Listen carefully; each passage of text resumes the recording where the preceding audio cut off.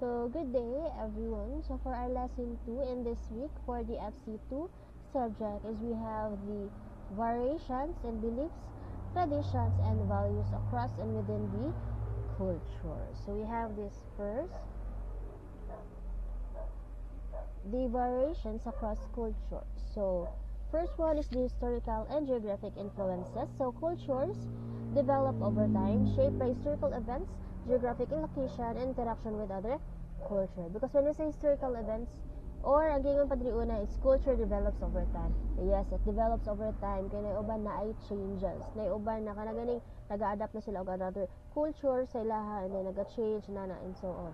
And shaped by historical events, because when we say historical events is na yung mga events, important things that happens in the past, like wars, like major discoveries in how societies were organized. Kaya kung makabantay mo niya mga relatives and parents is magahisgot sila ug unsa ang sa una na panahon. And geographical location is where they live. Like asa sila nagapuyo, like unsay climate diha, the land, and what is the resources na available sa ilahang location. And interaction with other cultures, like for example trading. Nag-trade sila og mga things na wala diri sa ilang lugar na naa dito sa ila, in an exchange na trading and then migrating. So when you say migrating is na mga person or mga person nagikan sa Philippines na mo-migrate sila sa other places. Kana lang siya, and then ideas with different cultures. So like naga-exchange sila og mga different cultures with interaction with other cultures. Like for example, the emphasis on family in many Asian cultures stems from historical agriculture societies where extended family were essential for survival. So diri makita na nato na many Asian cultures emphasizing family because historically had agriculture societies. Like kung sa kuan pa in farming, a large or extended family was necessary for labor and surviving. Bali ang ilahang pay para kuan sila mga needs or essential is like mag farming sila. Like kung unsa ang nakuan silang lolo ug lola, magkadaghan ang families mo pud ginasunod silahang family. And also making family bonds a central cultural values that continues today. Like kung makabantay mo kung kana siya na mga kanang agriculture societies is nandun na siya sa una, and then until now is nadala siya. Next, we have the religious and spiritual beliefs. So different religions and spiritual practices influence beliefs about the world, morality, and the afterlife. For instance, the concept of karma in Hinduism and Buddhism shapes ethical behavior and views of reincarnation. Because when you say beliefs about the world is how everything and how it works, like is there one God or many gods or no gods, kana siya kung unsa ang ilang pagsabot sa kalibutan. Ang kana ang mga kuan sa religious and spiritual beliefs. And then when you say morality is talking about the good and bad things, so like the rules for how they behave, like for example what is right, what is wrong, and what is your duty. And the afterlife is talking about what happens when you die. Like lahi-lahi ang mga beliefs ana sa mga different religions or religion. So in the example we have the karma. So mo na siya ang murag rule or perfect rule sa ilahang book sa Hinduism and Buddhism. Kasi when we say rule, it's every action, it's either good or bad, has a consequences sa ilaha. Mo gina sila ha. So your current actions are like depositing into a spiritual bank account. Kung unsa man nabuhat na mali or tama is nagina siya effect. Nagina siya buhat. And then the cultural impact, so it shows the cultural impact. The rule is heavily shaped ethical behavior. Like people try to be good because they believe their actions will determine their fate, not just now but in the future life. So kung makabantay mo, nabuhatan ng nila, bali kung sa para mas madali siya pakitang tao siya. Kala baka makita nila na ay na naman naging siya sa una na siya. Pero pasa na siya guys, kay 15 minutes sabi makaya sa video. Next, we have the social norms and costumes.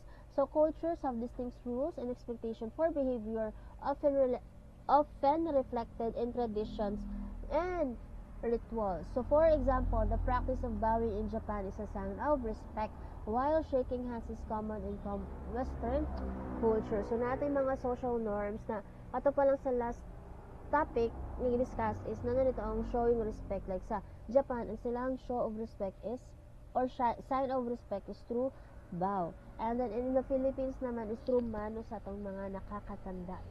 And then in the other country naman is shaking hands. Man ilang common sa Western culture. So, bali, kung makita ninyo lahi-lahi jud ang mga rituals or social norms na ginasunod sa kada lugar. We have the values and priorities. So, cultures place different values on aspect like individualism and collectivism.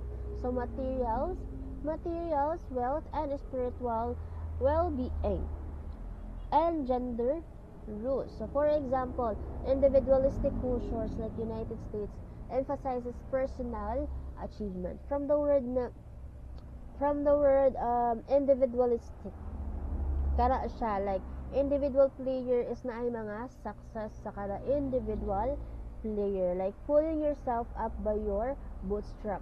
So, meaning, independent ang player. Like, nagana siya achievement iyahalang own. While collectivist cultures like Japan prioritize group harmony. So, sa Japan, ang ilahang gina-praise is sa katong group harmony, like showing loyalty and making sure the entire community succeeds even if it means sacrificing personal wants. So, lahi gid kay siya. Kaya kung sa United States is individualism or individualistic, sa Japan naman is collectivist. Ganana siya, lahi gid ang iyahang kuan sa atong values and priorities. Naiuban na ang isa mo achieve, grabe na kalipan niya sa ila. And then napoy uban na ang kung group ang mo na achievement kana pa nang ilahang show sa ilahang culture. Next, we have the variations within cultures, so subcultures and ethnic groups. So within a larger culture, there are often subcultures and ethnic groups with distinct beliefs, traditions, and values. So for example, within the United States, there are diverse subcultures based on race, religion, socio-economic status, and geographical location. So kana pa lang naiuban na, for example, think of a national culture like US culture. So as a big pizza, like everyone shares the basic crust and sauce, so but there are many different toppings and slices within it. So naga-share sila og lugar pero lahi-lahi na sila og kung sa kuan pa na sila mga unique differences each places. Kana siya ang subcultures. Like for example, kana siya ang example diha.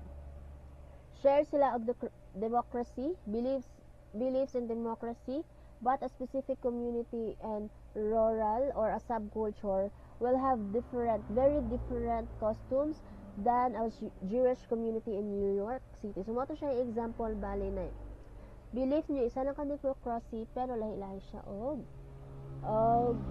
lahi-lahi na siya different costumes. Kana siya.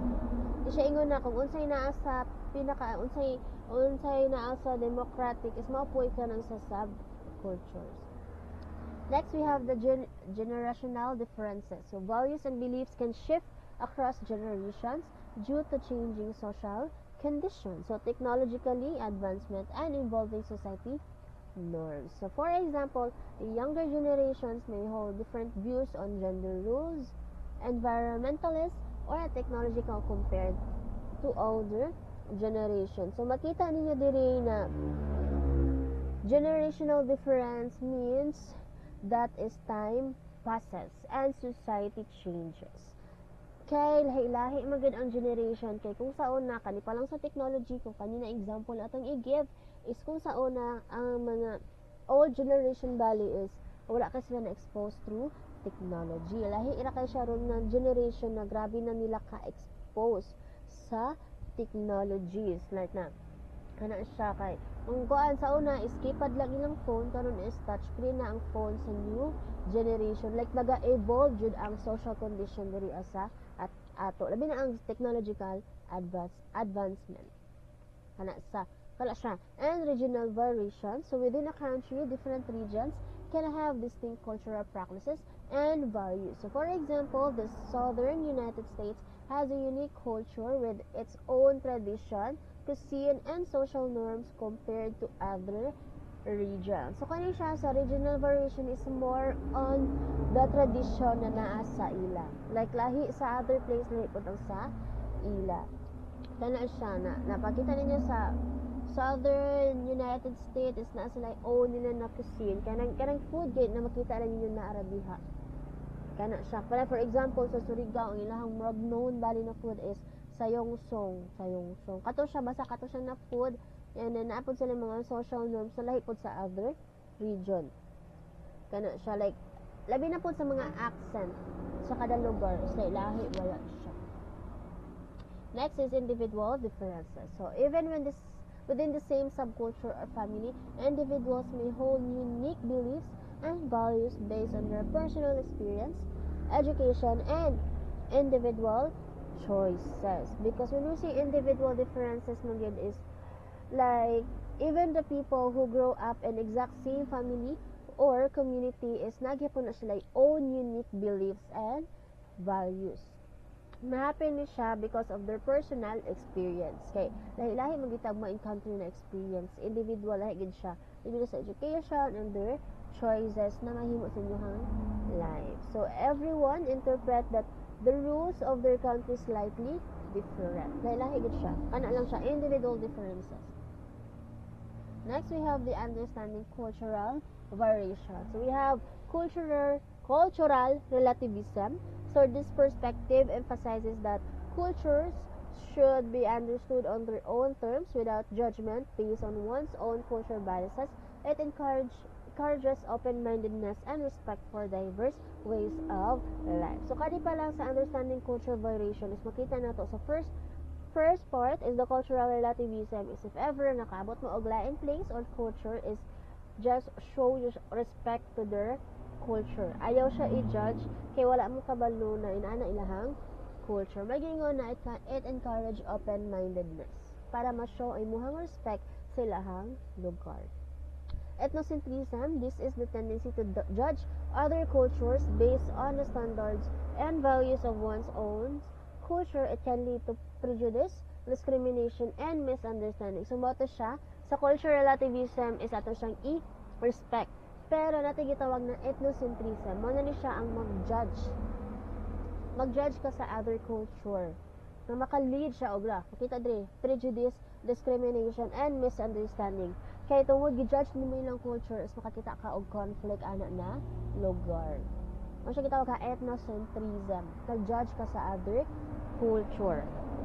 Kaya tungod kay first time nimo wala gi-judge nimo sila. Nga naman yung animal sila. Wa ka kabalo na mao din ilahang culture. Next, we have the cultural universal. So, despite variations, there are some commonalities across cultures, such as need for language, social organization, and ritual. So, this universal suggests a shared human experience with diverse expression. So, kana siya makita nato na diri sa cultural universal is nadyo ba na common ang common ang ato ang culture, like showing respect, how you communicate. Ang pinaka-kuandre is kanang language gay na English is every places na to animo is somehow magkasinabot mo through the language of English. Kana siya, and kana lang siya. So, bali si cultural universal is the shared human blueprint. Keyword lang ni siya. And then for ethnocentrism naman is the way is best or kanang trap siya. And the cultural relativism is don't judge the rule. Ano lang siya ka? Dali. Next, lastly, last na gini. So, last implication of cultural variation. So, intercultural communication is understanding. Cultural variation is essential for effective communication and interaction between cultures. So, it helps avoid misunderstanding and promotes respectful dialogue. So, I will continue this in other video. Kay limit lang gid niya ako gigamit na required. Thank you.